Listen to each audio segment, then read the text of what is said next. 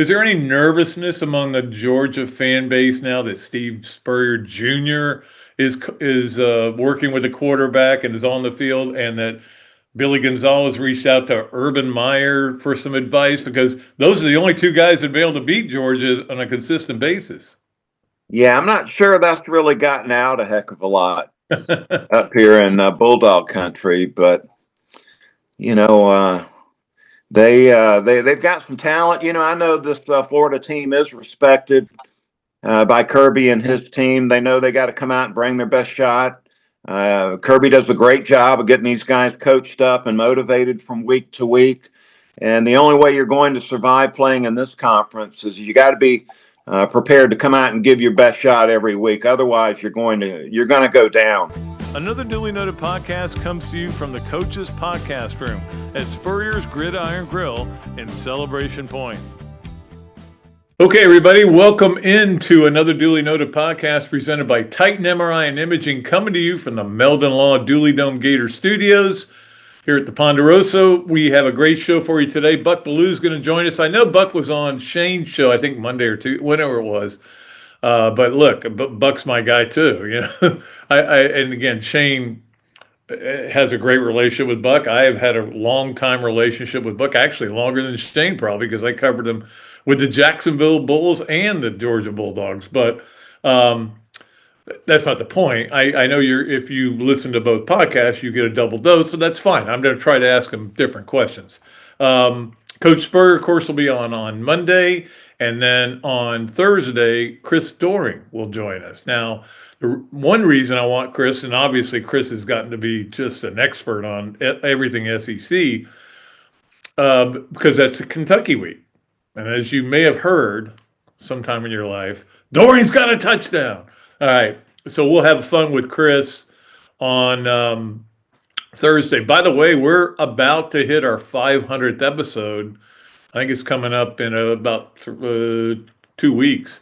And, of course, Coach Spurrier, it'll be the day that Coach Spurrier is always on, so that'll be fun. Maybe we'll talk to him about what it's like to be stuck with me for so many days. Anyway, let's go ahead. I got a lot of things to talk about here before we get Buck on. So let's get to our Royal Blue starting five, brought to you by our friend Randy Royal over there at Royal Blue Yacht Sales, a place to go when you need a boat. There's no question about it. He does a great job. Let's start off with number one, which is the fact that Florida is playing Georgia this week. You may have heard about that. Used to be a huge deal. They're kind of making it a big deal on ESPN, ABC, and all that. And I think everybody can't wait to see what this new offense, or it's not going to be a new offense, but it's going to be a different offense. And maybe Billy Gonzalez can find lightning in a bottle. And like Coach was saying on Monday, if he runs off a couple of wins here, I mean, look, the last 5 games are brutal. You got to play this game against number 4 or 5, whatever they are. Then you got to go to Kentucky, which is never easy, although Kentucky stinks. Kentucky's a weird team. They either score or don't score at all. Then you got to go to Ole Miss. Then you got Tennessee, obviously is very good. And then you've got finish up with FSU, which is not very good right now. But the bottom line is, you win 3 of those games, and people are going to look at you. I don't think he has any chance of being the Florida coach. If he goes 5-0, he's not going to be the Florida coach. Well, he could go 6-0 because he'd have a bowl game. Florida's going to swing for a little bit more of the fence than that. However, he's going to be up for other jobs, and I hope he gets one. In fact, Colorado State's open, his alma mater. So good luck to Billy Gonzalez. It's not going to be easy. Look, I've got a million memories I could talk about Florida, Georgia. Not as a player, of course, but, being a fan, being in the stands. I remember taking my dad to the 86 game after Kerwin ran into the end zone against Auburn. I said, Dad, we're going to Florida, Georgia. I got tickets, and we had a great time. Florida won that game. I was also there when Spurrier senior year, when it set the tone for Florida, Georgia in the future. But that day it was painful. I remember the 69 game, the tie game, which was painful. There were a lot of painful games, and I was there in the press box for Lindsey Scott.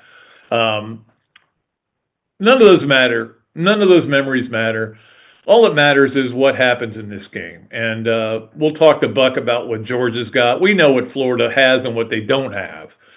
In Florida's case, certainly having the two receivers out, Vernell Brown out with an injury, Aiden Mizell out with an injury. Not good news. The good news is that they do get back Cormani McClain. They get back Castell, and a lot of you are going to go, no, we don't want him in the game. Look, Jordan Castell's a good player. He makes mistakes. He gets put in position to make mistakes sometimes.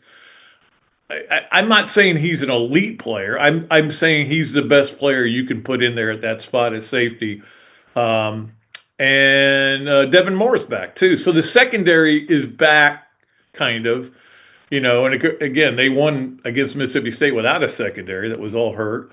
So we'll see how all that stuff matters going to the game. The spread has dropped a half a point. I don't know that matters. I think there is money coming in on Florida because they figure Florida will keep it close. Look, I have no idea what's going to happen. My gut is that Georgia is going to figure some things out and go take care of it. They've got, I hate to say this, they've got better players. I think the gap did close a little bit under Napier, but it's what they do as far as play calling and all that. I'm just interested in the game. I'm almost interested in the game casually. You know what I mean? Like, I'm going to watch that game and I'll be curious to see what's happening. Now, again, a lot's going to happen in that game and we'll get excited and not excited. Let's get to number 2 on our Royal Blue starting 5, which is to talk a little bit about Georgia. These are the things that worry you. They're second in red zone defense in the SEC. These are all SEC rankings. Second in red zone defense. Florida's not good in the red zone. We know that. That's not a good sign. Sounds like Florida could score in the 12s, like 4 field goals by Trey Smack. They have the fewest penalties in the SEC. And you know what it's like in this league. You're going to get a lot of penalties called because this league is over officious. Georgia solves that problem. And again, this is the kind of discipline we need to see by the new coach who comes in here. And that'll be another interesting thing to watch. Can Florida avoid 12 men on the field for once? They are they are 8 in a lot of categories. I talked to the quarterback club about this, the Gainesville Quarterback Club, about this on Tuesday night. And by the way, Andy Staples was great talking there. But that was interesting to see how many times there are 8 in the SEC, which is basically right in the middle of the pack. All these different categories. They've got Gunnar Stockton's scored 7 touchdowns rushing, 10 passing, only 1 pick. They got a good team. I mean, they're probably going to make the playoff. They've certainly got a good chance to make the playoff. So we'll see what happens with them. But I'm not worried about Georgia. I'm only worried about Florida. And we'll see what happens with Florida and if they're able to make things work. Again, Colby Young is out, of course, broke his leg last week, or not 2 weeks ago against Ole Miss. But their entire offensive line is finally healthy for the first time this year. Not good.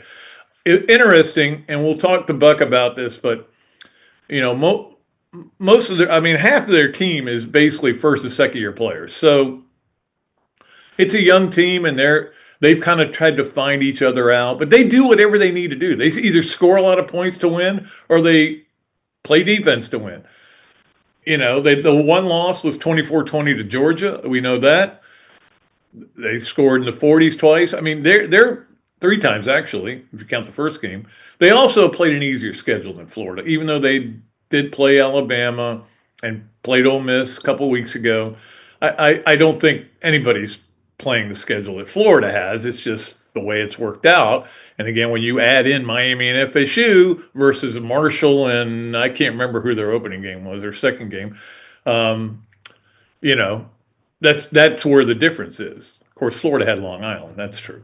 But look, it's just going to be Florida. And that's the thing about this game. You never know. The ball can get kicked, and all of a sudden there's a ball, and who gets the recovery, or there could be a 80-yard touchdown and oh, it gets called back for holding, or there could be we've seen that. There could be a play where a guy is wide open down the middle of the field and drops the ball. I've seen that in Florida, Georgia many times, mostly Georgia guys. But look, Kirby's a better coach than Billy Gonzalez. I think I can say that out loud. I don't think anybody.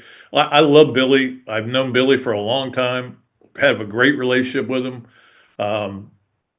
Actually, I remember we were at the Stop Children's Cancer Stop Children's Cancer Gala, and Billy was there. He was kind of Urban's rep for that, and I had obtained a lot of jerseys, and one of the jerseys I had was from Dennis Erickson at Arizona State, and Billy bought it, and we were talking about it. And he thought, man, this will be cool to have.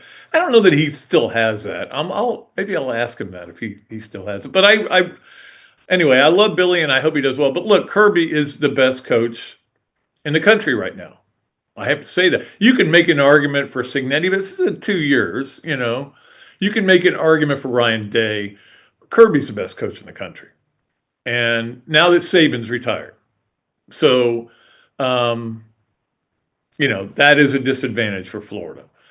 He's better organized. I think he is one of the most organized coaches in the country. And Florida's struggled with organization. Now, I talked about this on Monday, but I'm going to say it again. A lot's going to depend on how they show up for the game. How they show up. Do they come ready to play? Are they able to handle the surroundings? It's different there, man. It is so different at the world's largest outdoor cocktail party. I want to make sure I get that in at least once, maybe twice. But it is a different environment. I've been to Texas, Oklahoma. This is a different environment. Texas, Oklahoma is more about the fair than anything else. Florida, Georgia is about the tailgating. That's the difference. So we'll see how it all goes. And, it'd be great. Florida could knock off Georgia and kind of ruin their playoff hopes. Because, look, if they lose this game, I think they still have a couple of big games left. And of course, Georgia Tech at the end of the year. But we'll see. All right. Let us move along to number 3 on our Royal Blue starting 5, which is about coaching searches. Now, they got really squirrely on Wednesday when the governor, Jeff Landry of Louisiana, had a press conference to basically say, this is out of control. Jimmy Sexton's got all the clients. This is crazy. He's bidding one against the other. Okay, this is what we call it capitalism. I don't necessarily like it either, but it doesn't matter because you're allowed to do it. You're allowed to almost have a monopoly, but he doesn't have a monopoly. Trace Armstrong's group has a lot of the coaches. He's got Ryan Day and some others. But he came out and he basically said, look, Scott Woodard is not making this pick. Now, this became a huge story. I think he's grandstanding. When he says Scott Woodard's not making the pick, I'd rather let Donald Trump do it. You kind of know where he's leaning there. I think he's grandstanding. I still think Woodard is going to make the pick. Now, Woodard, because of the $130 million in buyouts that A&M and LSU have had to pay for coaches that he's hired, I get it. Some people keep saying 120, but I keep doing the math in my head, and it comes up to 130. But anyway, whatever it is, it is. And I get that people are mad. I get that people are mad in Baton Rouge and places like that, in the governor's mansion. Look, it's a mess. Now, my question, though, is, and this will be the interesting part. Look, LSU is going to get a really good coach. We know that. They're going to get a really talented coach. But does it knock down the peg of, do they go behind Florida in best job available? Because, oh, by the way, your relationship with the AD, non-existent because he's not picking you. You got to have, in the NFL, you got to have 3 things. You got to have a good owner, you got to have a good general manager, you have to have a good coach. And then you get to the players, and of course, you got to have a good quarterback. In college football, you got to have a good president, you got to have a good athletic director, and you got to have a good coach. Well, if your athletic director is not making the decision, that's an interesting phenomenon. Meanwhile, we get to Florida, which right now we're sitting there, and I think people are just everybody's got an opinion about the Gator, who they're going to hire, who they should hire, who they shouldn't hire. I get that. That's what sports talk radio. That's what this podcast. It's what online things. Everybody's putting odds on. Who's going to be the coach. Nobody has any idea who the coach is going to be. You know, my gut is that Lane Kiffin's going to stay in Ole Miss. I think he's going to get the same kind of money. I think he's happy there, and he doesn't have to deal with A, LSU fans, and B, Florida fans. Now, Florida fans we talk about the Gidiots, and the Gidiots are out there, but they are the minority. They're the vocal minority. They make the most noise. They're the squeaky wheels. But the bottom line is, he knows that, and he knows what the expectations are. The expectations are you better be Spurrier or Meyer. They aren't you better be Zook or Muschamp. The good thing, he's walking into a situation, and my gut is, I'm going to say this out loud, but I think Florida, if Billy Gonzalez can get them to 5-7, I think he's done a pretty good job. I'm sorry. That's the way I feel. That would be winning at Kentucky and then winning one game you're probably going to be an underdog in. Maybe not. Maybe FSU at home. That would be the one. And that would get you to 5. I just don't see them winning. I mean, all these are winnable games. I'm not saying that. But that is the great thing about it, is if you do this, if you get the right coach in here, all he's going to have to do is better than 5-7. Better than Billy Napier is not that hard. Well, I'm coming in for a coach who was one game under 500 in 4 years. Okay, I think I can do better than that. Anyway, more news there's going to be a lot of news coming out, but be careful what you believe, because Twitter, all these other things, people are convinced that they've made an offer. They haven't made any offer to Lane Kiffin. I'm sure that they have talked to Jimmy Sexton, his agent, and said, here's probably what we're looking to pay, and he'll convey that. But they haven't made a direct offer. We know that. Now we know this, that Penn State, which it felt like almost a lock that they were going to go get Matt Rule, because Pat Kraft, the AD at Penn State, and Matt Rule are very close. But Matt Rule signed an extension yesterday. Uh-oh. So he ain't going anywhere. Now, I will say this. Every time Nebraska gives a coach an extension, they end up firing him within a year. I think they did that with Callahan. They did that with Frost. And they'll probably do it with Rule. And again, it's not like he's having great success. He's won some games. He's doing good. He's doing better than the other guys were doing. But that is another thing where you kind of go, oh, now where's Penn State going? It's going to be fun to watch it when it starts to when the dominoes start to fall, because somebody's going to take the Penn State job. That's going to be a sitting coach, I would assume. Probably a sitting Power 4 coach. Somebody's going to take the Florida job. I think, hopefully, a sitting Power 4 coach. Somebody's going to take the LSU job. A sitting Power 4 coach.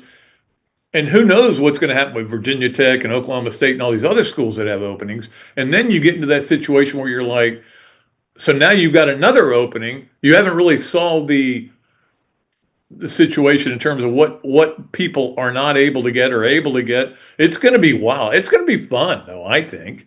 I'm not going to agonize over it a lot. And the other question is, who's next? Who's the next coach to get fired? And I think this is my gut. And again, I've been wrong about everything with coaches. I'm the guy who said nobody was going to get fired this year because you can't fire coaches when you have this $21 million house settlement. I was dead wrong on that. But my gut is that all these guys that are ready to fire their coaches are thinking about it. Whether it's NC State, whether it's Hugh Freeze at Auburn, whether it's Mike Norvell, obviously at Florida State. I think they're going to look at it and they're going to go, I don't think we can get one of those top guys, so let's just hang on to this guy for a while. That's my feeling. Now, Mike Norvell goes out this week and loses to Wake Forest at home. They've said they're going to wait till the end of the year. We'll see what happens there. Hugh Freeze got a huge win last week, beating a bad Arkansas team. But that's another one. Now you look at Petrino, he's scored a lot of points, but they've lost. They keep losing. So I don't know that he's the answer. That to me would be kind of stupid, to be honest with you. But I'm not a Petrino guy, as you may well know. Anyway, we'll see. I think there's a real possibility that that's the last coach to get fired. Doesn't mean there won't be more movement, but I can't believe we're in week 10 or 11, if you want to use that. And we're sitting here with all these openings, and you feel like this football season, as always, flies by, but it's just going to be fascinating as we go forward. We talked about this Tuesday night a little bit. Andy talked about it. I talked about it. The problem with Lane Kiffin right now for Florida and for LSU, and I think that's it. I don't think Florida, and not for Ole Miss, is that he's got a playoff team. They're in the playoffs. They're not going to lose probably another game in the SEC. They may lose in the SEC championship game. But, the playoffs are going to start after the signing day. God, I can't think of what it's called anymore. The early signing period, which is when a lot of guys are going to sign. Now, a lot of guys may wait and say, "Look, I'm coming here, but I'm not going to sign until I know who the coach is." Then you've got the portal. The portal doesn't open now till in January, which is a good thing because most guys, there'll only be 4. Andy made this good point. 4 guys will be still playing in January, so the portal's open. You can go ahead and start working on it. I don't know. It's just crazy. It's fun in a way. I will say that. Let's get to number 4 in our Royal Blue starting 5, which is that the schedule for Week 10 or Week 11 is. And I say that because I believe that Week 1 should be still Week 0, but nobody will go along with me on that. Is not great.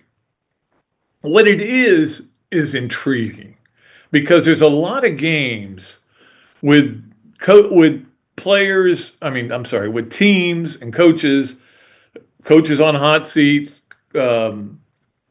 teams that still have a shot at the playoff. Miami having to go to SMU. Georgia Tech has got a road game at NC State, which could be a dicey game.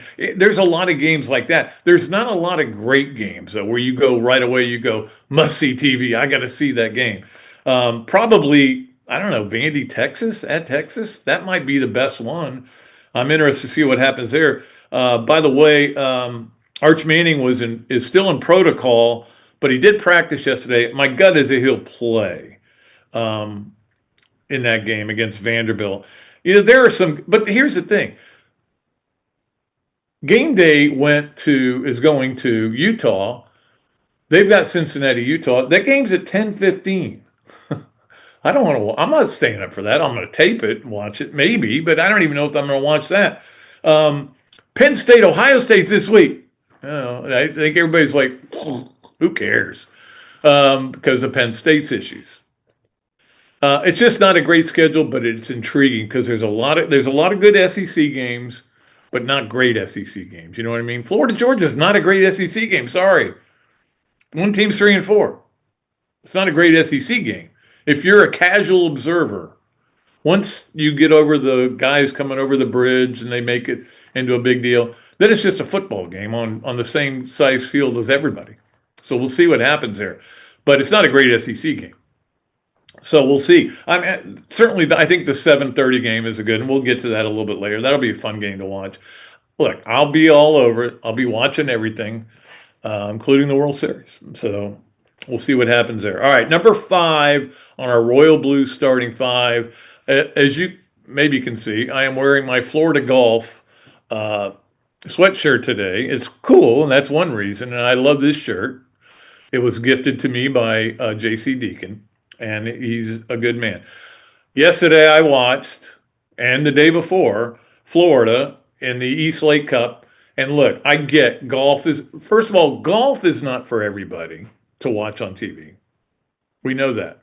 And I get that. I get it if you don't want to watch it. I love to watch golf. College golf is really not to watch for a lot of people. But when the Gators are, and look, I wouldn't watch, they kept showing the women's side of it, and I'm like, I don't care. I don't care. But, and again, they played in unbelievable conditions.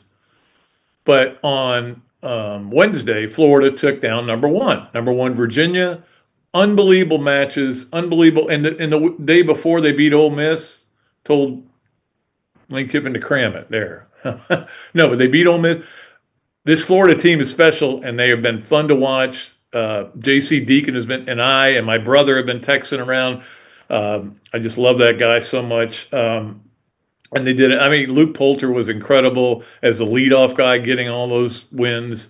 And look, if you watched it, if you did watch it, it was amazing because there is no way the horn doesn't blow if that's a PGA Tour event. And it's at the East Lake, which is where they play the Tour Championship. The horn would have blown. These guys are playing in a downpour. It's 48 degrees. They're all bundled up and found a way to win. So look, somebody's got to win. Somebody's still got to win and lose. And they just wanted to get them off the course, I think. But it was great. That is a huge win for Florida, and proud of those guys. And we'll get to, I'm not mentioning one of them yet because he's our Gator of the week. So let's go ahead and take a break. We'll come back with our friend Buck Belue, of course, former Georgia quarterback. Now he's on 680 The Fan up there. The Buck Belue Show does a great job. He also is, I think he hosts the Braves. So we'll ask him a Braves question, at least one. We'll do all that when we come back here on another duly noted podcast presented by Titan MRI and Imaging, coming to you from the Meldon Law Gator Studio. Hey Gator fans, the holidays are here, and you know what that means. Great food everywhere. Pies, cookies, all the food we just can't resist. But here's the thing, you don't have to give it all up to lose weight and be healthy this holiday season. BMI TeleMed can help you enjoy the holidays and keep your weight on track. Their medical weight loss program gives you the medication and the support and the guidance you need. You can still enjoy the holiday food, you'll just eat less of it. So you can actually lose weight and not add the pounds most of us do this time of year. Start the new year ahead of the game. Visit our friends and Gator alums, Charlie Gonzalez and Bob Parado, at bmitelemed.com to learn more. That's BMI TeleMed, achieve and maintain. Titan MRI, North Central Florida's premier independent diagnostic testing MRI facility. At Titan MRI, we're focused on you, the patient, having a great customer experience. Our MRI equipment is modern and 75% quieter than any unit in its class. And our MRI unit has one of the largest openings of any of the newer high-strength MRI units, which allows comfortable scanning for potential claustrophobic and larger patients. At Titan MRI, we look forward to serving you. Adams Rib Company has been a staple of Gainesville for more than a decade and a staple of the Dooley house ever since Kelsey's teeth came in. The first time I walked into Adams, I told my daughter that the green beans are always a test of a great barbecue restaurant, and they were perfect. You know about the ribs that melt in your mouth, and my favorite, the turkey plate. But be sure to go in on Fridays for Nana's Fish Nuggets. They will melt in your mouth. Adams Rib Co., a Gainesville great. Here are just a few reasons why doing business with the Royal Blue puts you at the helm of your boating lifestyle. 1, the longer we have your listing, the lower percentage commissions you will pay. 2, survey reimbursement for qualified buyers. 3, detail reimbursement for qualified sellers. 4, on-the-water delivery orientation availability. Call us today to schedule a consultation to see what Royal Blue can do to solve all of your boating needs. Call Randy at 850-974-1294. Okay, welcome back to another duly noted podcast presented by Titan MRI and Imaging, coming to you from the Meldon Law Gator Studios. It's a great pleasure to bring in my old friend Buck Belue, and we are old friends because we've known each other for a long time. In fact, I covered Georgia when Buck was playing for Georgia, and But I never really went to the games because, as you know, Buck, Gene Pullen would go to the game, and I would just do all the stuff during the week. Yeah, that wasn't any fun, right? You got to go to the game to have fun. I know. I remember running into you at a basketball game, and you said, "Oh, I recognize your voice. You're Pat Dooley." Because that's all you knew was me calling you on the phone to do interviews. Yeah, exactly, man. Those were the good days. They were good. They were a lot of fun. Obviously, Buck is the host of the Buck Belue show on 680 The Fan. He is the king of all media in that Atlanta area. I will say that. And you've been doing this for a long time, the radio gig, haven't you? Yeah, 25 years here in Atlanta, but gosh, like everybody else, Pat, you got to work your way up. So, I did some sports talk radio, did some radio appearances living in Savannah, did a little work in Valdosta, believe it or not, Jacksonville during the USFL days, and, sort of work my way into this Atlanta market. And this is where I've always wanted to live. Growing up in Valdosta, I thought, wow, we don't have a lot to do here.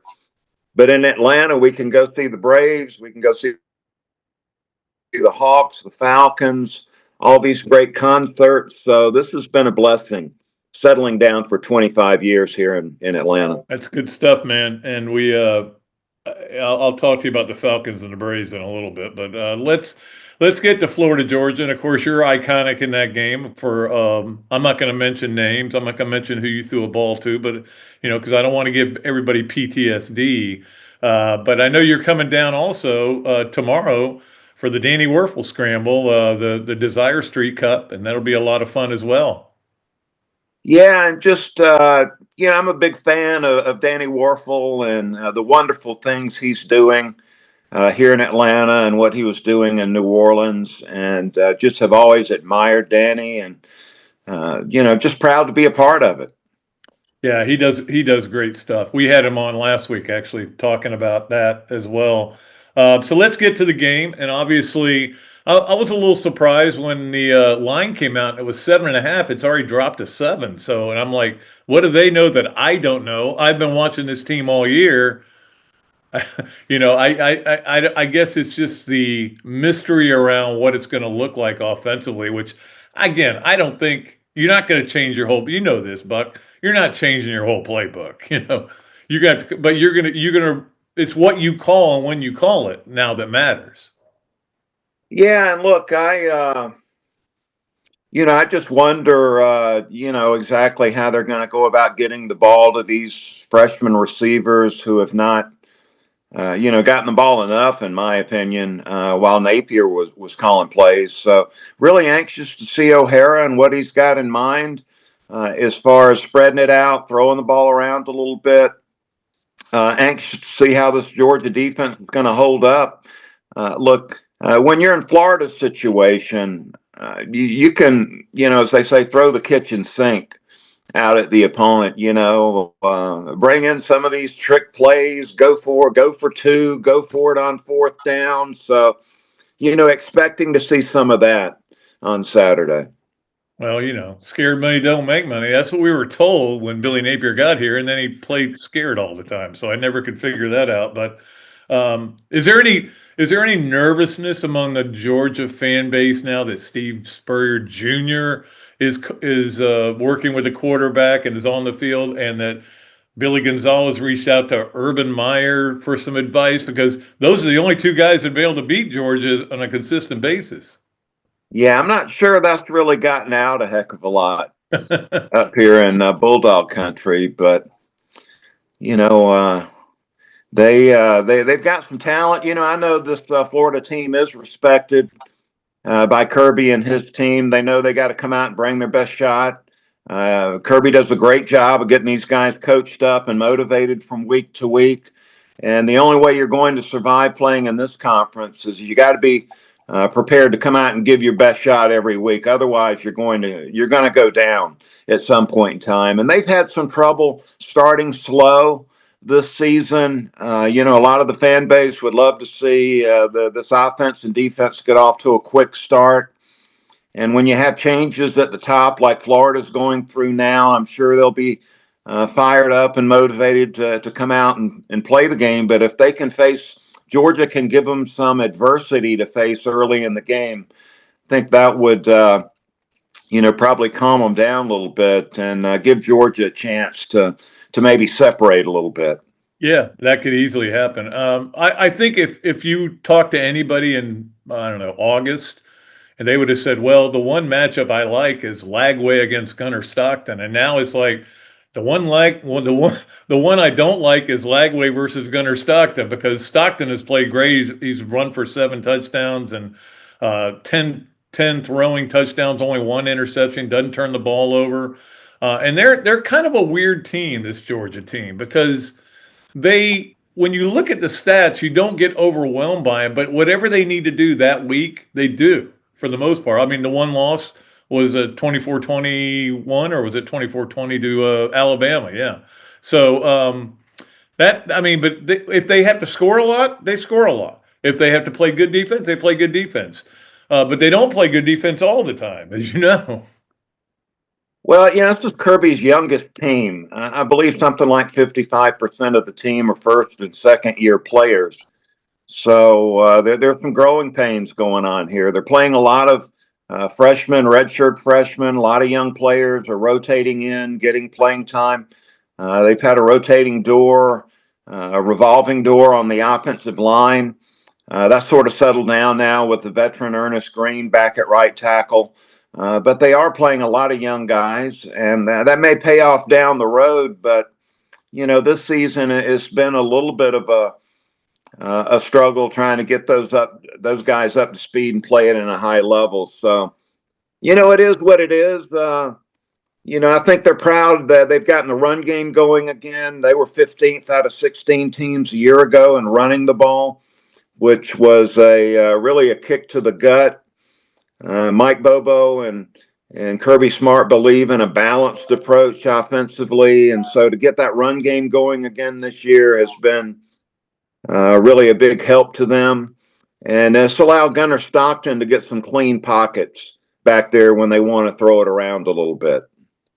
Yeah, I mean, Florida's got a good defense. We don't know who's going to be healthy for this game, though. Last game, they were playing none of their 4 starters in the secondary were playing at one point, and then they had a former walk-on playing linebacker. They've had some injury issues as well, but it feels like Georgia's pretty much gotten healthy with that bye week. Yeah, especially on that offensive line, that really is going to help them coming into this game and then the rest of the year. It took a big blow at ex-wide receiver Colby Young, their leading receiver. Went down with an injury that's going to keep him out the rest of the year. But Noah Thomas, the transfer from Texas A&M, is the next man up. I would expect him to step in and do some good things. Got to get the ball to Zachariah Branch, the slot receiver. Florida's going to bring pressure. Then that's the guy they need to get the ball to. He's a big play waiting to happen. So the receiving core is a lot better than it was a year ago. Oh, well, and they did a great job in the portal. I mean, Zachariah Branch came in the portal. Colby Young came in the portal. I think Noah Thomas came in the portal too, didn't he? Yeah, Texas A&M. Yeah. Well, it's going to be interesting to see. I don't think this is a Georgia team that's going to win the national title, but they're going to be in the playoffs likely. So it'll be interesting to see if they continue to progress and move forward. And you know what it's like after a bye week. You never know what your team's going to be like, whether it's going to have taken advantage of that or not. And that's going to be the interesting thing. Always a bye week before Florida, Georgia, which is great. Yeah, a little extra time to prepare, comes in handy, game plan, and then the rest and the ability to get some guys healed up, especially at this point in time in the season, is huge. So I'm sure both teams will be energized coming out of the locker room, and the fan bases will be providing a great atmosphere. This is one of the great venues, matchups in all of college football, and I just adored it.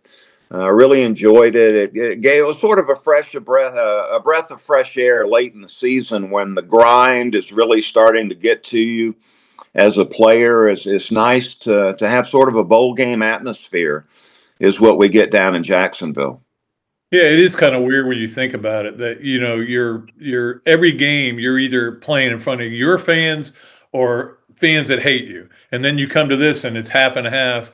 And I've always loved it. It's obviously because of the construction they're going to do at the stadium, it's going to move for a couple of years. But luckily, it is coming back. And I, there was a time when I didn't want Florida. I thought Florida Georgia might move back in the '80s. And again, a lot of that was Florida was tired of losing that game. And then all of a sudden, here comes Spurrier and Urban, and now Georgia fans wanted it moved. But it's there once they get back in that new stadium. I've been told by people they're going to make so much money off the new stadium with all the suites and everything that they're going to put in. That game is going to be in Jacksonville for a long, long time. Yeah, and that's good to hear. I think that's where it needs to be. It's so unique that it really makes it something special. Let me ask you about Georgia's defense, because they've had their moments, like against Ole Miss, where they gave up a lot of points, and Tennessee, they gave up a lot of points. C.J. Allen's a really good player, leading the SEC in tackling, but I'm just curious what you think about their defense and how you think they're going to respond in this game against an offense that has not been very good, even though they do have some talent on this team. There's no doubt they have talented wide receivers. They're both freshmen, the ones that are the best players. The defensive line, they're playing a lot of young guys up front on the defensive line, and they're rotating, rolling those guys in and out of the game. Linebacker, I think the best pair of off-the-ball inside linebackers that I've seen this year is C.J. Allen, you brought up, and Raylan Wilson's another one. Chris Cole is outstanding, Justin Williams. Those four guys off the ball, inside linebackers, that is an outstanding group they have right there. The weakness, the missing piece has been the edge rushing. Damon Wilson now would have been, he would have filled that void this year, but he's wearing a Missouri Tiger uniform. Cashed a big check, I believe, is the bottom line at Missouri. They really miss him. So they've not been able to get to the quarterback coming off the edge. And when they do get to the quarterback, they're rushing some linebackers. The coverage at cornerback, Dalen Everett is a big timer on one side of the field. The other side has been not up to the standard. Ellis Robinson has been slow to develop. He's come on a little bit here at the middle of the year and playing a little bit better. So that cornerback opposite of Dalen Everett is going to be an area that will be tested not only Saturday, but the rest of the season. So, yeah, the secondary's pretty good. KJ Bolden's a really good player at safety. Yeah. It's just that one cornerback spot that's been a problem. Buck Belue joining us on the Big Mills Cheesesteak Zoom line, and I do want to talk to you about what could go wrong for Georgia. Would it just be a turnover thing, where all of a sudden they fumble a bunch or they throw a pick? I mean, because they don't. I mean, like I said, Gunnar Stockton's thrown one interception all year, so he's not. He leads. I think he leads the SEC in PBR. Yeah. I mean, he's been unbelievable. But I mean, how this game goes. All of a sudden, next thing you know, somebody fumbles in the backfield, and you never know what's going to happen here. Gunnar has taken a lot of shots. He's a tough guy, so he's not looking to get down. He's going to take on those defensive linemen, those safeties and linebackers. He's taken a ton of big shots. So, getting him dinged up would be a terrible thing. The backup quarterback situation, there's a lot of unknown with the backup quarterback. 15 passes or something, right, this year? Puglisi is not ready yet, and so losing Gunnar if he got dinged up a little bit would be huge. Georgia needs that run game going so they can play action pass out of that and get some plays. Gunnar has been really good making good decisions back in the pocket. If they can't protect, they can't run the ball. That might be a big problem for him here if the Gator defense can really step up and play a great game. What is the Georgia fan base feeling on Mike Bobo now? I mean, because it goes up and down.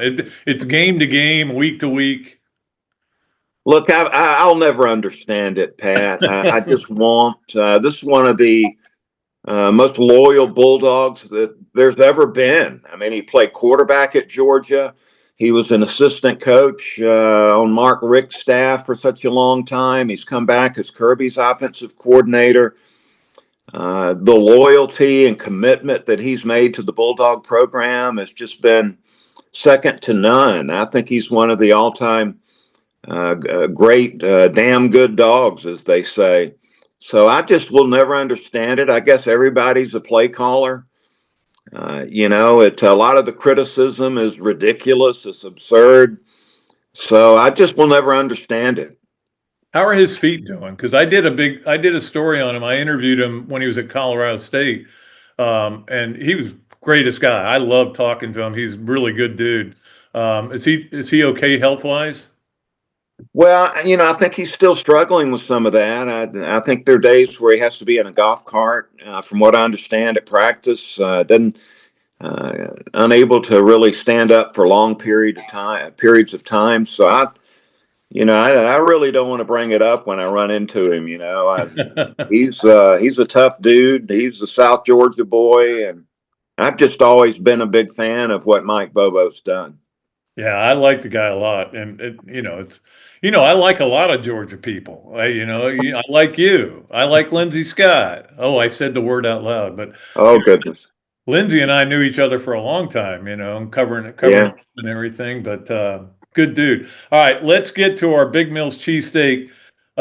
Yes, no way, or maybe with Buck Belue. It is brought to you by Big Mills Cheesesteak. If you go in there and say, "Hey, I heard Dooley and Belue on the podcast," you get free French fries with your order. The best food you can possibly ask for. All right, 3 questions with you, Buck. Number 1, Georgia Tech makes the college football playoff this year.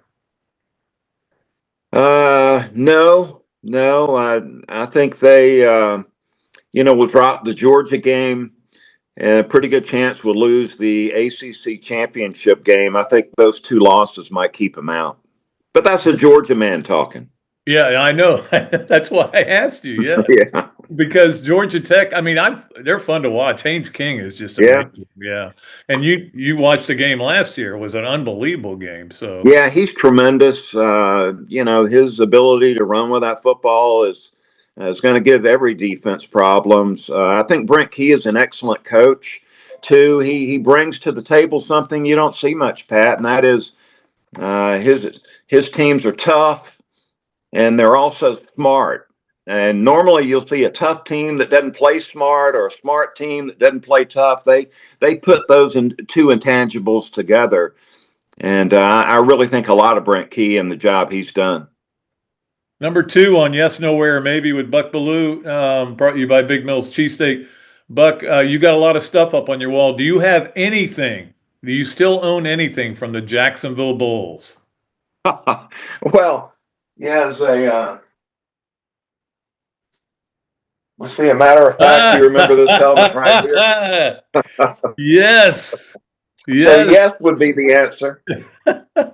Well, I have an old jersey that I bought. They had a going out of business sale, and I bought it. Jeff Pierce's jersey, number 8. So, and I at first I said, "Oh, this is Buck Belue." I go, "No, he wore a different number." What number did you wear with the Bulls? Yeah, number 16. They doubled 8.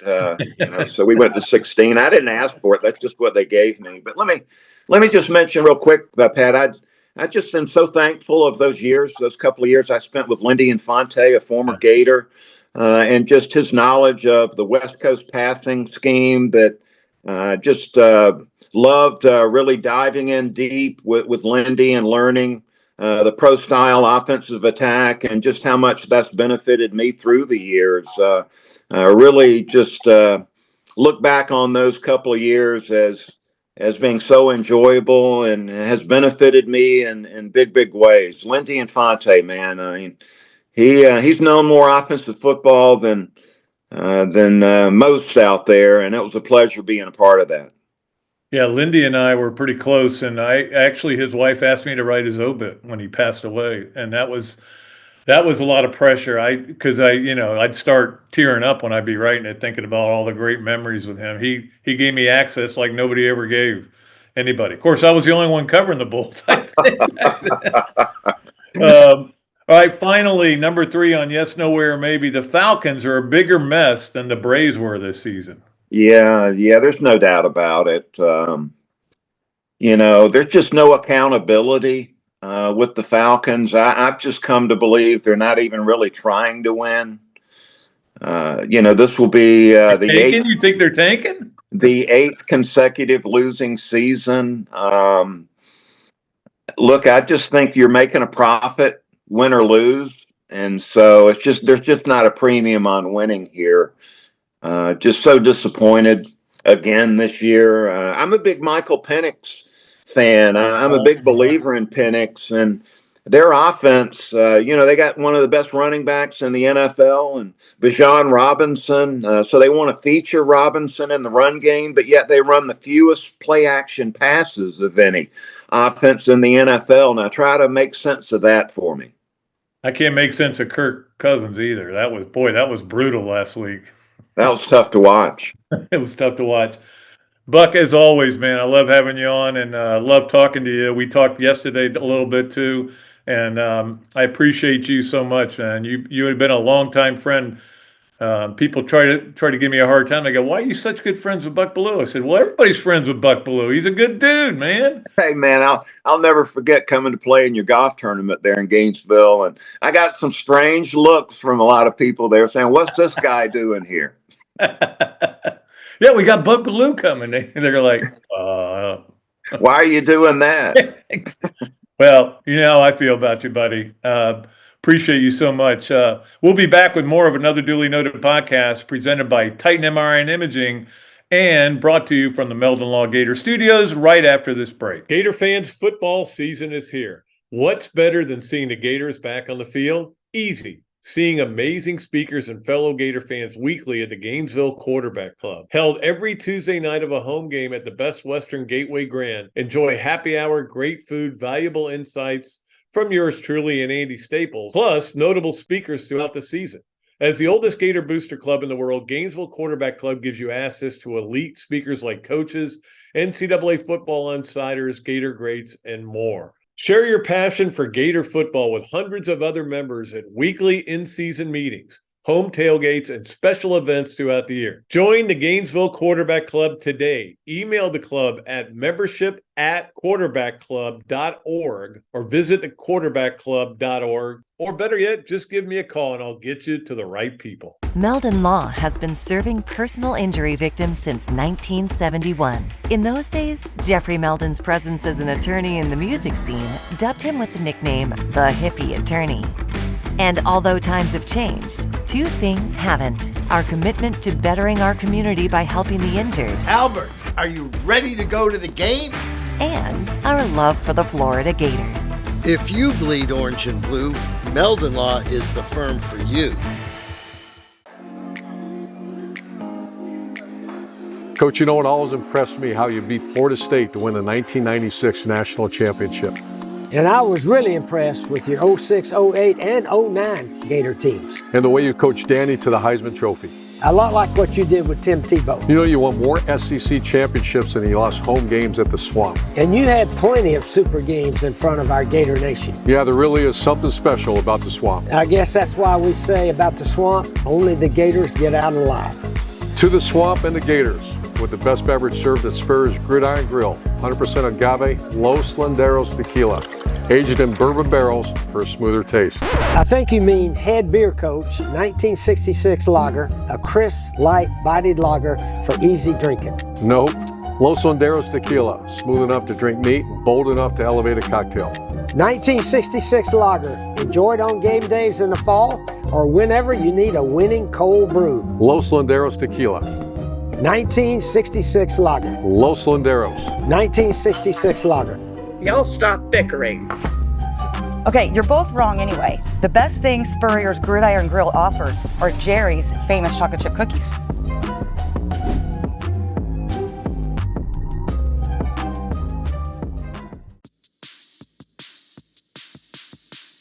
All right, we're back with another Duly Noted podcast presented by Titan MRI and Imaging, coming to you from the Meldon Law Gator studio.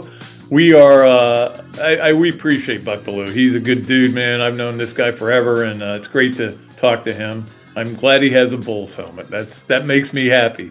All right, let's get to our fun stuff, starting with our Hesser and Kipke. 3 things. Hesser and Kipke, of course, for all your family law and workers' compensation needs, 352-339-9920, or reach them at www.hklawfl.com.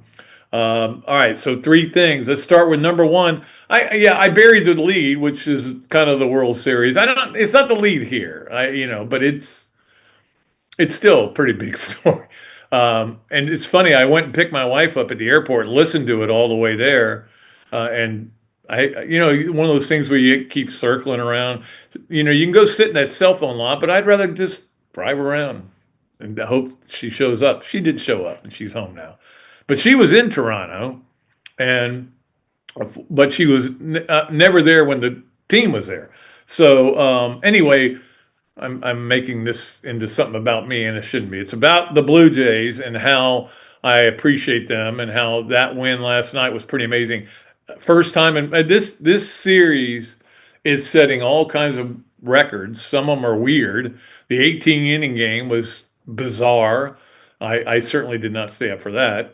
But last night's game certainly gives the Jays a 3-2 advantage. But the record they set was it had never happened in a World Series with the first 2 guys hit homers. And so they hit 2 homers in 3 pitches. And then Blake Snell said, "Oh, I can't throw my fastball to these guys unless I surprise them with it." And so he started throwing a lot of off speed, and it worked for a while. And then eventually they had a big 7th inning again. Remember, they scored 9 in the 7th the other day, and they had a couple of runs here that kind of put the game away. 3-2 lead. Doesn't mean it's over. Don't think it is. They won 6-1 last night, and that was great.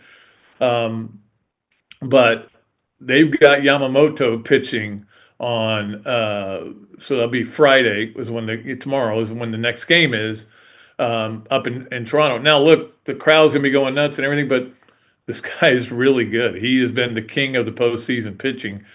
But there are a lot of guys who've been the kings, heroes in Toronto, and it'd be kind of cool to see a team from Canada win. It's been a long time, man, since the Jays won. In fact, I think it was a Joe Carter homer to win it against my Braves. So now I'm rooting against the Jays. No, I'm not. I'm just enjoying it. I've enjoyed the World Series. I will tell you that. That's number 1 on our Hesser and Kipke 3 things. Number 2 on our Hesser and Kipke 3 things. I don't know how many of you pay attention to the NBA this time of year. And to be honest with you, I don't think many people in Gainesville pay a lot of attention to it unless they're betting on it. But there are 4 undefeated teams. We're only 4 games in. There are only 4 undefeated teams in the NBA. Can you name them? Well, I can, because I looked it up. When I saw that one of them is the Chicago Bulls. Chicago Bulls, coached by Billy Donovan. There are a lot of people talking. One guy used to call me on the radio all the time, say, "Billy's getting popped." He's not getting popped. I know how they feel about him up there. He's had a lot of injuries with his players. He's going to be fine. He signed an extension. He, right now, is 4-0. Some of it's scheduling, some of it, he doesn't set the schedule. But certainly to see the Bulls 4-0 makes me warm and fuzzy inside, because I love Billy Donovan like, I guess like a brother, a younger brother. Yeah, that would be Billy for me. The other 3, by the way, are OKC, shocking, San Antonio, Wembayama going nuts, and Philly, which Philly may be a little bit of a surprise. Well, certainly the Bulls are the biggest surprise, though, at 4-0. You never know what's going to happen, though. It's a long season, 82 games, until they cut it down. All right, that's number 2. Number 3 on our Hesser and Kipke 3 things is that Tampa has been selected as the site for the 2029 National Championship game. Second time Tampa has gotten a chance to host. Congratulations to the city of Tampa. It'll be a lot of fun for a lot of people going down there. Weather should be good. You never know, though. I've seen Super Bowls played in Miami where it poured. So, but hey, it's still exciting for the people in Tampa to know that the college football playoff will be coming there. And it'll be real exciting if the Gators are in it. 2029? How much time does that give the new coach? 3 years? 4 years? Anyway, he may be fired by then. I know that was too easy of a shot, but the last 4 coaches have been fired within 4 years, so we'll see what happens there. That is our Hesser and Kipke 3 things. Let's move along to our BMI TeleMed smart move of the week, and that is brought to you by our good friends at BMI TeleMed. I actually got a text from somebody who was asking me a question, and he said he's already lost 21 pounds using BMI TeleMed. We've talked about this. People are having great success with it. You can call them at 727-383-1677. Achieve and maintain with BMI TeleMed. I personally am at a new low weight-wise. I feel good about that. When I say low, I came out at 8 pounds 7 ounces. Okay, so that was my low. But look, for a long time I've been very heavy, as many of you know. I'm a lot less heavy now, and I feel good about it. Working out really hard. All right, and BMI TeleMed, your medical weight loss specials make you achieve and maintain. That is the key right there. Maintain. It helps you maintain as well. Let's get to our BMI TeleMed smart move of the week. And that is whoever decided that Trey Savage was not only good, he was good, and then you kept bringing him up. This is a pitcher for the Blue Jays, for those of you who don't know. He was at Dunedin to start the season. Dunedin, which is low A. Well, it's single A, okay? He didn't go make this meteoric rise. It was a slow 1 year rise, but it's still meteoric, I guess you could say. Went to double A, triple A, just kept moving up. Now he is going to probably be the MVP of the World Series if the Jays win. I think, well, you could argue Guerrero, but I mean, this guy has been unbelievable. In fact, for a rookie, especially. And last night struck out 12. He's gone up against the Yankees, the Dodgers twice. He's just been incredible. I think he's been incredible personally, but we'll see what happens going forward. But to me, the people who figured out that this guy was, first of all, draftable, and secondly, ready to move up quickly. And I don't know if you call it quickly, though, because he only got called. He said it's only his 8th start in the major leagues. It's an amazing story. But anyway, that's our BMI TeleMed smart move of the week. Let's move along to our Adams Ribco Gator of the week. It is brought to you by our good friend Adam Brewer over at Adams Ribco. Tomorrow is the day, Friday. Nana's Fish Nuggets. Fish nuggets. I love fish nuggets. We are going to go get those. I promise you that. Our Adams Ribco Gator of the week, Parker Bell. I have this line that I use because it comes from the movie Arthur. And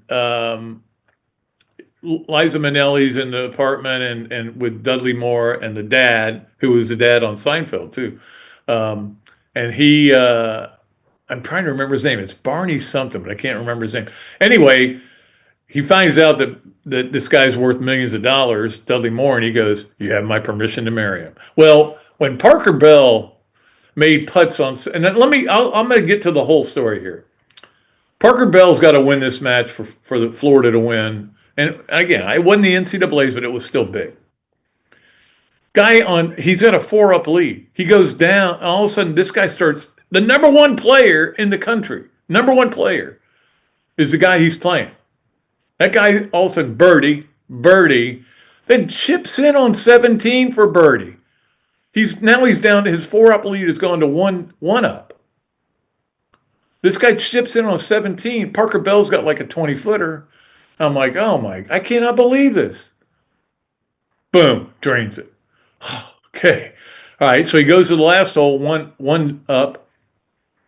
They both hit it on the green. The number one player, whose name I can't remember, is Josh something, but anyway, he's great.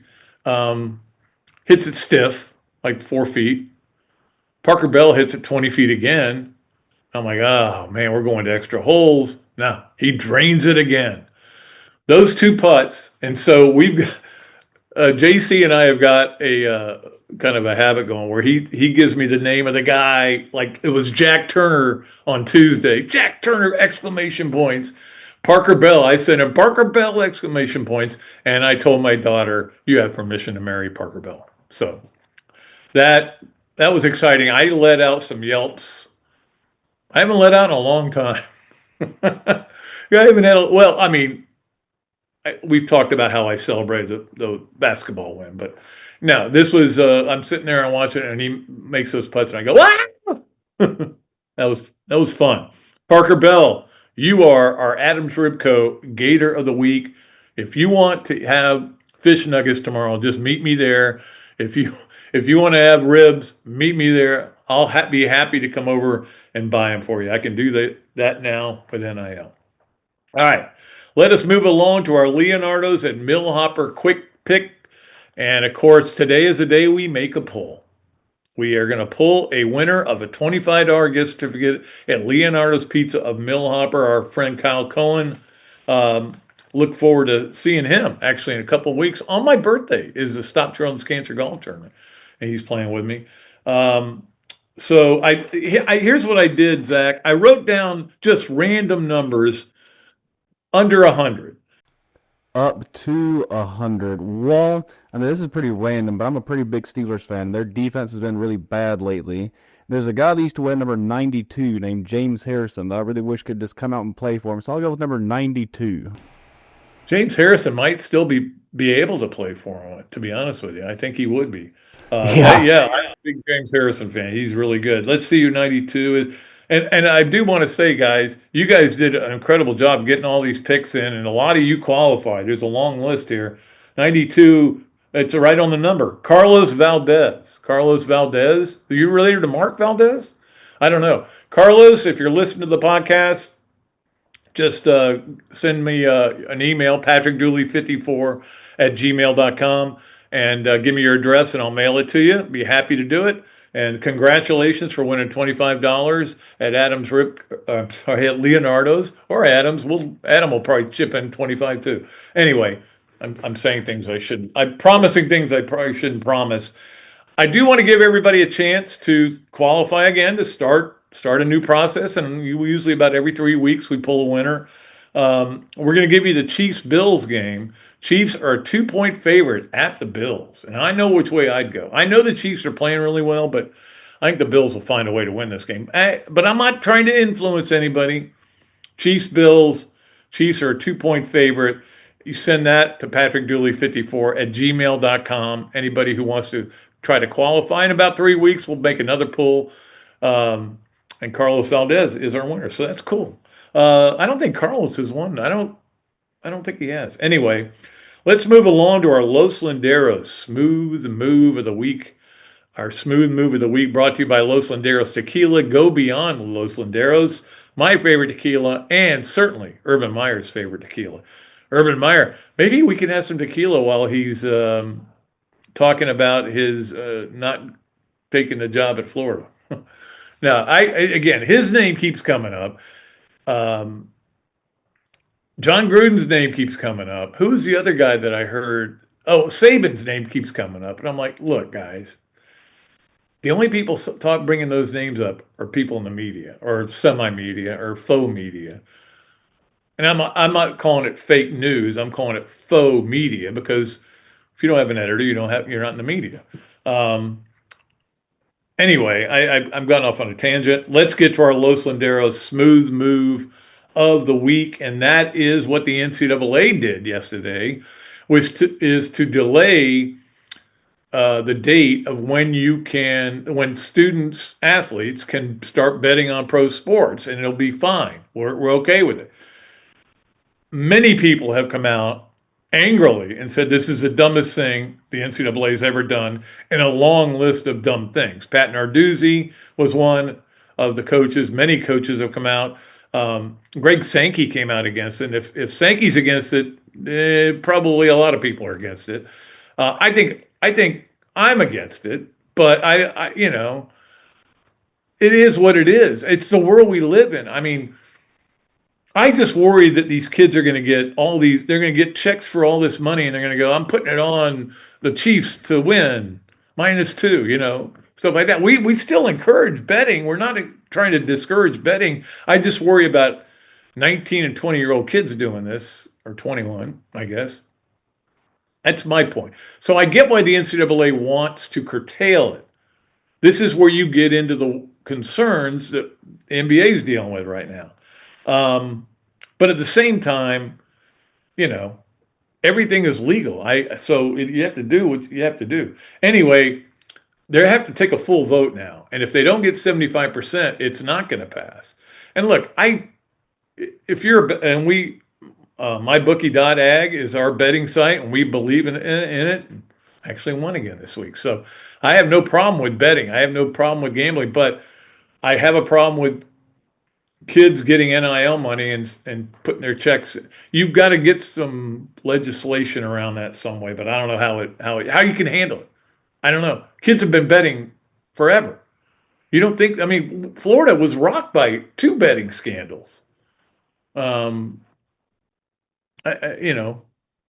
anyway, it's interesting. That's all I'm going to say. All right, let's get to our Gainesville Quarterback Club segment. That was our Los Landeros Smooth Move. This is our Gainesville Quarterback Club segment. Again, want to compliment Andy Staples. Great talk he gave, good stories he had, and really was good. Of course, the Gainesville Quarterback Club is the oldest quarterback club in the world and Canada. This week, my man Charles Davis is coming, and I cannot wait not only to see him, but to talk to him. One of my favorite people in the world. We've had him on the podcast a couple of times, and probably get him on again. If we get after college football, we get more to the NFL stuff, and that'll be fun. The Gainesville Quarterback Club. I know they're taking a big bus up to the Florida-Georgia game. They were telling me about when they were announcing all the stuff they were going to have for it. It was amazing. I was like, maybe I should rethink this, but I don't know. You know me. I'm a homebody.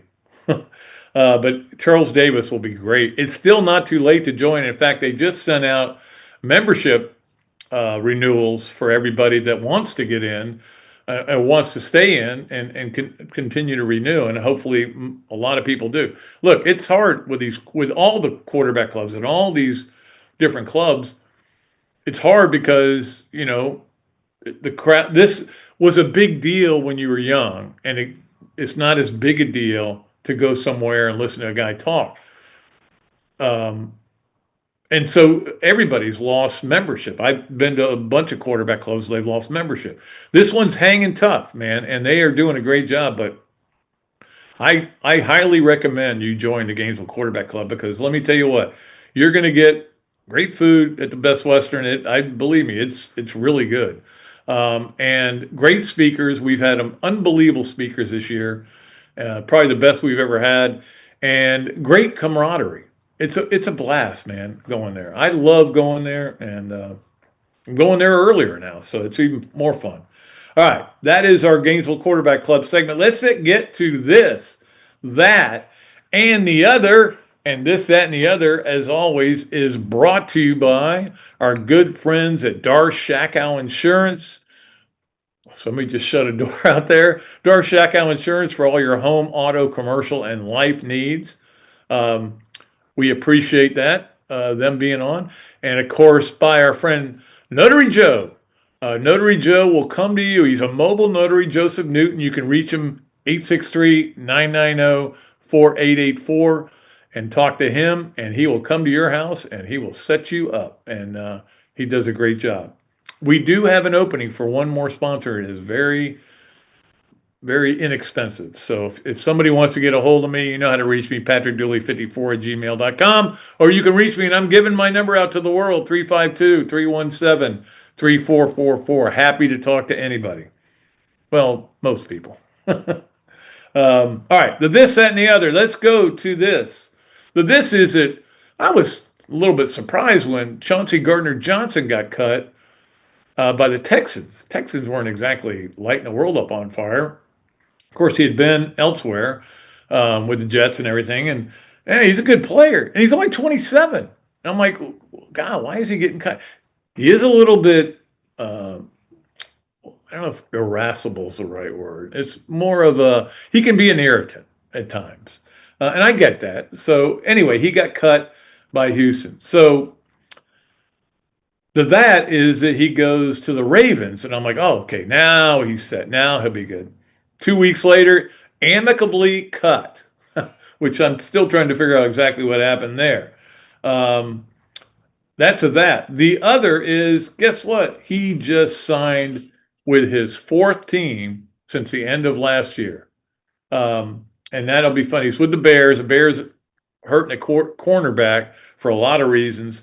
And so, but that's the thing. CGJ, I always call him Chauncey, has 18 picks in his career. He's only 27 years old. It seems like a good combination there. But anyway, hopefully he does well there. I like him. He's a good dude. When I've ever talked to him, and of course was the 2-time MVP of bowl games. How about that? Not too many people can say that. They were the MVP twice as a defensive back. Peach Bowl and the Outback. Yeah. All right. So that is this, that, and the other. Let's move to mybookie.ag. Of course, our friends at MyBookie for all your gambling needs. If you want to go bet on college, pro, NBA, WNBA, NWSL, you want to get into casino betting, you want to get into obviously horse racing. Everything is there for you at mybookie.ag. And that includes me, who did really well last week. I think I have found my lane, because I was betting all these college games and I wasn't doing good. I kept missing, barely missing, but missing. But I won again last week because I bet Kansas City. So I'm going to stick with the NFL for a while. That seems to be where I'm better. This week, I'm taking Denver, getting 2 points at Houston. I think Denver's a better team. I know it's at Houston, but it's not like it's not like you're going cross country. Okay, it's still a long flight. But that's my bet, and I'm sticking to it. Denver +2 against Houston. All right, our Gallo Car Wash Sponge of the Week, brought to you by our good friends at Gallo Car Wash, the place where we go to get all of our cars washed. We got 3, so that's a lot of car washing to get done. And that is a good place. We appreciate our friends at Gallo Car Wash very much. Our Sponge of the Week is our old friend Ed Ogeron, who did an interview this week and said, I'd love to be the coach at LSU. And if Lane Kiffin gets a job, I'd love to be the defensive coordinator at LSU. That is sponging it up, baby. That is soaking up all the attention for something that is not going to happen. I could see Ed Ogeron coming back and being at LSU as kind of a line coach or something like that. I didn't even know he was still interested in coaching. He wasn't interested his last year at LSU. Everybody will tell you that. He kind of quit caring about things. I don't see that. But you never know. Look, he's a good coach. He knows what he's doing. He just got to be focused on what he's doing. He and the governor of Louisiana, if you sat in a room with them, you would have no idea what they're talking about. Anyway, that is our Gallo Car Wash Sponge of the Week, Ed Ogeron. All right. He sponged up some jambalaya, too, in his life. Let's move along and wrap up our show, as we always do with our Gainesville, with our Swamp. Okay, Pat, calm down. Swamp Restaurant Games of the Weekend, brought to you by the Swamp Restaurant. That is the place to go to watch all these games, big screen TVs and everything out there, and just a wonderful place. The food is amazing there, too. You can have a great time at the Swamp Restaurant, and our friends Ryan and Kyle do a great job. Let's get to, first of all, baseball. Friday night, Toronto could win it all. I don't think they will, but they could. The Dodgers at Toronto, that is 8 o'clock, although nothing's ever at 8 o'clock. It's 8:05, sometimes it's 8:15. And Saturday, if necessary, I want to add that in there, it's also 8 o'clock. And of course, those games are all on Fox. I think they've done a really good job of showing the games. I've enjoyed them. So let's get to college football. That'll be the end of baseball, man. It's got to end sometime. College football. I always try to give you the noon, 3:30, and 7:30 best games. The noon best game. There's two to me that I'm really interested in. 3 TVs will help. Vandy at Texas is on ABC. Miami at SMU. I'm curious to see what happens there with Miami and going to SMU. I don't think they've left the state this year. I think that's the. Yeah, I don't think they've left the state. I may be wrong about that. Maybe they have. Who did they lose to? I'm trying to remember. They lost at home. Yeah. So anyway, they've got that game at that's on ESPN. So those are the two I'm going to pay a lot of attention to. I'll find a third game, believe me. And then the 3:30 game. Look, it's Florida Georgia is still going to be interesting to watch, and I can't find another game that I'm fired up about. I will watch other games. There's not another game that really reaches out to me, I guess, is what I'm trying to say. The 7:30 game definitely is Oklahoma at Tennessee. I am looking forward to that game. That game is on ABC, as is the Florida Georgia game. So looking forward to that. Some NFL games Sunday, 8:20. Oh, tonight, first of all, Baltimore at Miami. The return of Lamar Jackson. That'll be interesting to watch. That's on Prime. And then Sunday, 8:20. The late night game is on NBC. Is Seattle at Washington. Doesn't do a whole lot for me. But Kansas City at Buffalo is the 4:30 game on CBS. That should be fun to watch. And then Monday night, Arizona at Dallas. That'll be a good game, 8:15 on ABC. Soccer, by the way, is playing Sunday in Pensacola in the SEC tournament. They're playing against Kentucky. That is on the SEC network if you want to watch that. If you want to watch volleyball, sorry, I had a little crack in my voice there. They're playing at Georgia at 7, at South Carolina. That's on Friday. At South Carolina on Sunday. Both those games are on ESPN Plus. Yeah, I would. I don't know if I want to watch South Carolina. South Carolina's not very good, so that's not worth going to the Plus. But I think certainly the first game is in Florida, back in the rankings, number 25 in the country. So good job there, Ryan Tice. Also, don't forget, I'm just going to laud this right now, because somebody at the Quarterback Club asked me to preview the opening game, and I was like, I got confused. I thought they were talking about the game in Jacksonville. I couldn't even remember who they played. That's how focused I've been on football. I'm getting ready to shift the gears. I can tell you that. I'm getting ready to get fired up about basketball. It's going to be fun coming up next week when you've got basketball games on one TV, football games on another. It'll be great. But Monday, the Gators open the season against Arizona in Las Vegas. That is on TNT at 7 o'clock. So I'm looking forward to that. Looking forward to watching this team play. Looking forward to seeing Todd Golden on the bench again. It'll bring back some memories, won't it, for everybody? All right. That has been our show. We appreciate everybody, all of our listeners, all of our great sponsors who just do an amazing job and keep this thing floating. This is my sole goal right now, is to do the best podcasts ever.